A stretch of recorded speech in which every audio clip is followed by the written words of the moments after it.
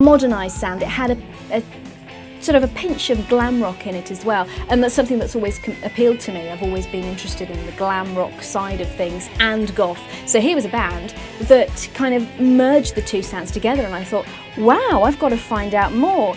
HIM's charismatic and charming sixth member, manager Seppo Vesterinen, is a walking, talking music library. Seppo came across the band in a Helsinki club and liked what he saw. Seppo became the manager. Actually, that was quite funny. It was like almost the same time I got there. He was like shortly after me. Then all of a sudden, hey, Seppo. And I was like, Seppo who? And like, then I was told like, hey, he's an old legend from Finland, you know. He used to manage Hanoi Rocks. And then he didn't do any band managing for years and years, and now he's back from the grave, you know. And I was like, whoa, all right. But Seppo is such a fucking cool guy, and he has such a huge knowledge about music business, not only in Europe, also in the States. You know, he knows everything and everybody. You can't fool him. And he is, I think, the backbone of the band. HIM proved that rock was back. The Finnish music scene was about to be revitalised.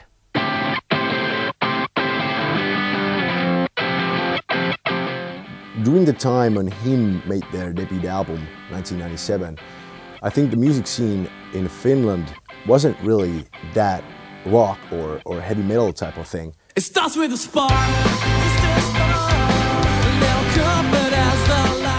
In Finland, we always have had this big heavy metal rock scene, and we have great heavy metal bands. We had them in 1990s, but for some reason during that time, 1995, 1996, 1997, in the late 90s, radio here in Finland was playing lots of pop music, dance music, electronic music. Finland's got a very strong music scene, but I think it's also quite a dark music scene. I mean, you wouldn't... There's an element of darkness about here. There's an element of darkness about bands like Nightwish. If you listen to a lot of Finnish music, it's almost like, because they don't have a lot of light in the summer or something, it does something to their music.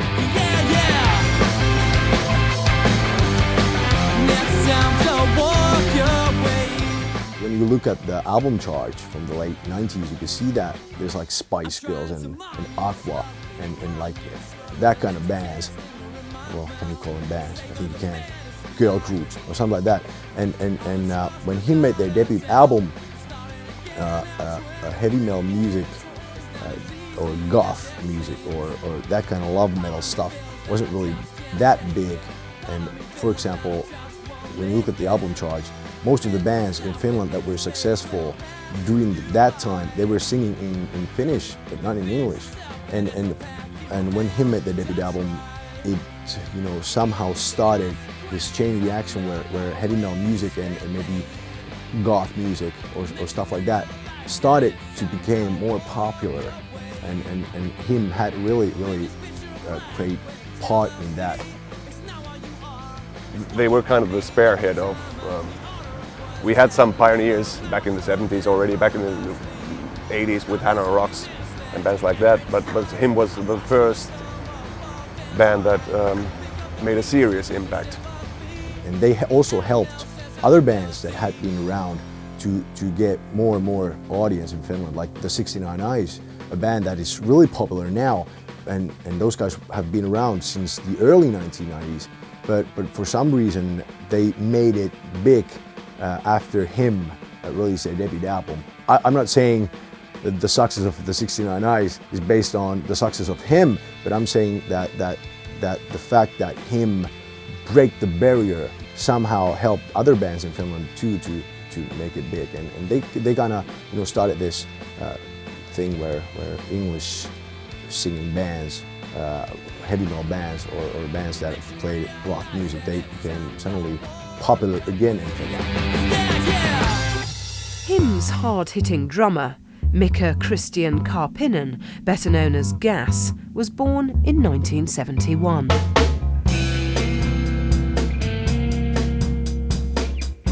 Before joining him, he worked as a carpenter. Gas ended up replacing Johanna Rantala, HIM's original drummer. Well, starting from the first album, like Greatest Love Song 666, has been like the most original HIM album.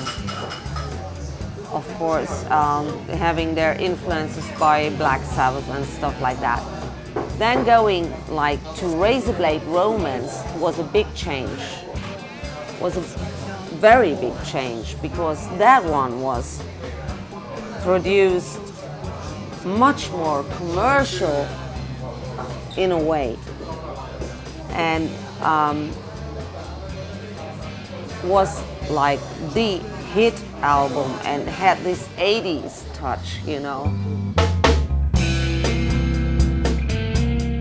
Razorblade Romance was released in the month of January 2000, quickly reaching double platinum and pushing the band's sales to over 1 million copies worldwide.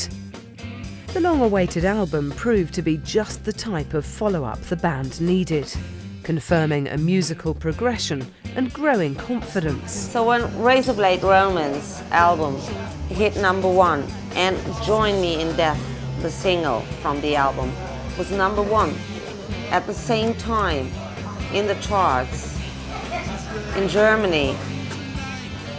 Like BMG had a huge party, champagne and blah blah blah, and I was ringing up the band when the charts came through, saying like, wow, we're double #1. No fucking Finnish band has ever reached this before. This is like history now, you know. And the guys were like, nah. And I went, why are you so miserable? You know, we're just sitting here at the bar counting our pennies, you know. We can't even make it to 1 beer. I think Razorblade Romance, the album, was really a very, very good album. There wasn't a duff song on it. But then, of course, we did the tour. We had like 8,000 people or so in venues in Germany. And the band got really scared. They got really frightened. And it was like, sometimes like Ville was on stage and he didn't know how to respond to the huge audience, just like screaming like, ah, Ville, like hysterical, you know. So he turned his back to them and like showing them their butt. And I was like, fuck. With over 1 million record sales worldwide, it was not hard to notice the impact HIM were making on the goth scene in the UK. What impact did they make when they first hit the UK? Quite impressive, I think. It was a slow build-up, but then suddenly accelerated at a massive rate. Became very, very popular over a very short period of time. But not just with young goth fans, they also started to appeal to mainstream rock fans, people who were probably even in their 40s and 50s, liked sort of the old bands like Iron Maiden and Def Leppard, but suddenly we got this new band with a good commercial edge about them, which appealed across, you know, all the subgenres. The goth scene at the time, pretty quiet, to be perfectly honest. Bands, you know, people were still into bands like the Old Mission and Sisters of Mercy, but there was nothing really new on the scene coming along. There's a lot of fringe scenes in places like Germany and the Scandinavian market, but none of them have really hit the UK. Probably 2000, I think it was, BMG Records in the UK decided finally that they were going to release Razorblade Romance as an album over here. And they mounted this kind of big advertising campaign. There were ads going into all the major music papers and all that kind of stuff. And they did an album launch party. And me being me, in those days, I didn't have quite so many contacts as I had now. And I managed to blag the album launch party. I snuck in, managed to get there. and they were putting out these CDs of Razorblade Romance, and a lot of the tracks on Razorblade Romance were actually on the original 666 love songs, but they were kind of redone, polished up a little bit, made more friendly for a bigger European audience. And I heard it and I said, yeah, I really like this band and I think they're going to be really big.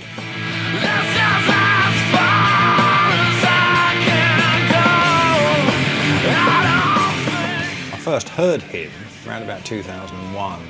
I was working in a part of the industry and we started to get a lot of interest from young rock fans who were telling us about this new band in Finland. And I checked them out, and it was really something very different. It was a sort of commercial, sort of gothy feel to the band. Like, you know, there was nothing else like it around at that time, particularly in the UK and probably in Europe. And I remember writing the first review for them, which was in Meltdown magazine back in the summer of 2000. And my closing sentence was, and I'd be really surprised if this band aren't absolutely massive. But of course, in hindsight, we know it took them a few more years to actually reach that level of success in the UK. Round about that time in the UK, I mean, the market was basically very bland. I mean, it's always the case in this industry. One particular band will come along and then record companies tend to want to try and sign similar bands. I mean, if you go back to sort of 91, 92, Nirvana started grunge, and then suddenly we had Pearl Jam, we had Alice in Chains, we had various others. So, and we were going through that sort of period when there was nothing really fresh coming out. I basically was writing articles about them for Meltdown. At that time I was doing a bit of stuff for Metal Hammer as well. I was trying to push for, you know, yeah, please can I do an article on this band? At that stage they weren't actually interested. Of course now you can't open Metal Hammer magazine without seeing pictures of Vila all over the place, and he's just literally won an award, the Metal Hammer Golden Gods Award for Icon of the Year. HIM have had their fair share of keyboardists. The first was Anto Melas-Niemi, who joined the band in 1997 and left in 1998, citing personality clashes for his departure. Jaska Salminen replaced him, but left almost immediately to concentrate on other things. Jan Johannes Pertinen, aka Burton, was born into a house of artistic parents and proved to be just what the band were looking for. With continued album success, HIM began their European tour. Playing to packed venues of up to 10,000 fans, HIM rightfully took their place as one of Finland's most popular exports. Like most young rock bands, HIM found life on the road a bit tedious and a great opportunity for mischief and mayhem. So what's it like on tour? To be on tour with these fucking crazy motherfuckers, sorry for speaking like that. It's funny. In the tour bus, it's always two sections, you know. There is the playground and there's the drinking ground. So the playground, usually Gas, our drummer, is sitting there with Burton most of the time, playing these football games, you know. And if not this combination, it's Miget, the bass player, and Burton playing chess. Ville usually sleeps in the tour bus, or then when he's up in the drinking ground, you know, like with Linde, our guitar player, our dearest. In HIM, the great thing is they really seem to be what they are. They're not trying to be these rock stars. And when you look at Ville Valo on stage, you know, he's not jumping around like crazy or anything like that. He's, you know, this calm guy who smokes and have his bottle, and, you know, it seems like he's doing what's the most comfortable for him. He's not trying to you know, think of him as some kind of guy who should, you know, jump around in a stage because some people are doing it.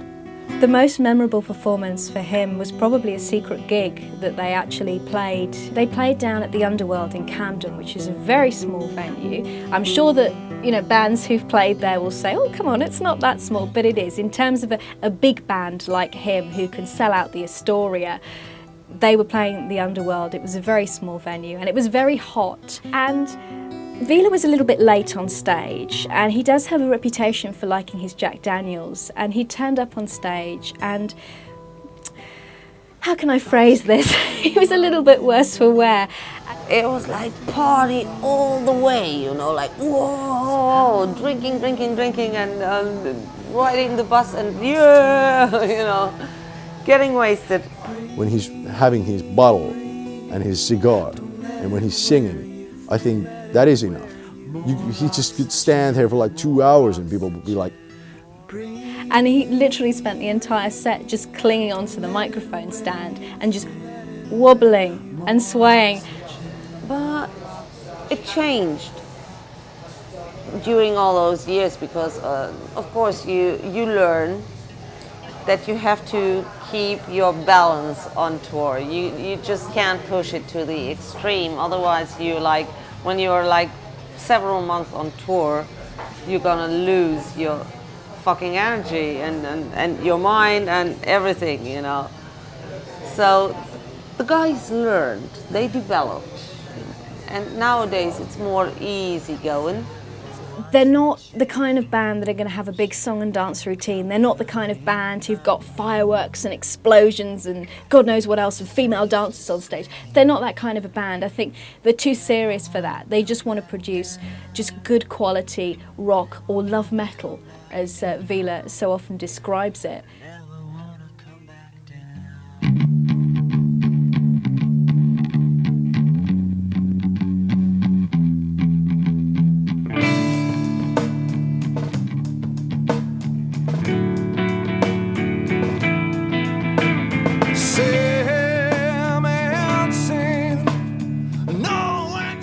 The semi-final club is part of Helsinki's famous Tavastia Club. It was here that Him staged one of their most memorable gigs ever, performing to an intimate crowd of 150.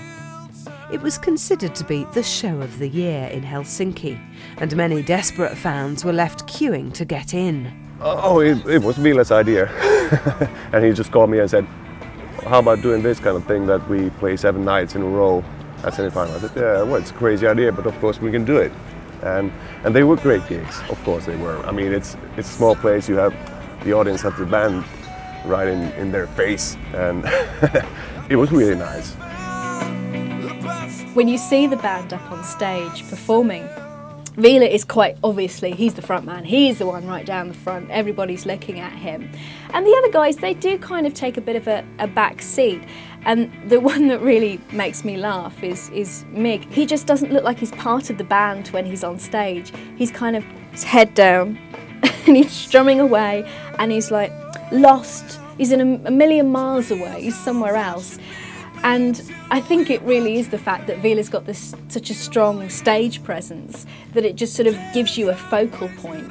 And that's funny because, I mean, the relationship between the band and their fans is it's a very warm relationship they have with them. It's like a family gathering that you have.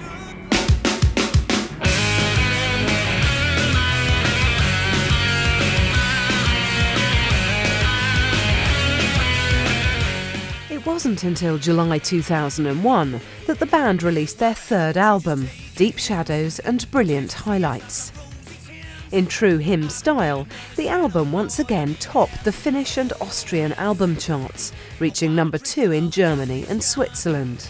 Like sounding really American, everybody felt, you know, and a lot of people in the press, in Germany especially, didn't like it too much. They said like, oh, what is this now? This is not Him. This is like really brushed up American shit, you know, American rock. And I didn't think so. I didn't think so at all because Deep Shadows has brilliant songs on it. Him have now been together for well over 10 years. So what are they like as people? Well, like old schoolmates, we're 5 of us, we've known each other like past 10 years, so yeah, sure we fight like cats and dogs. Gaz is the guy who never gets angry. He is the bright,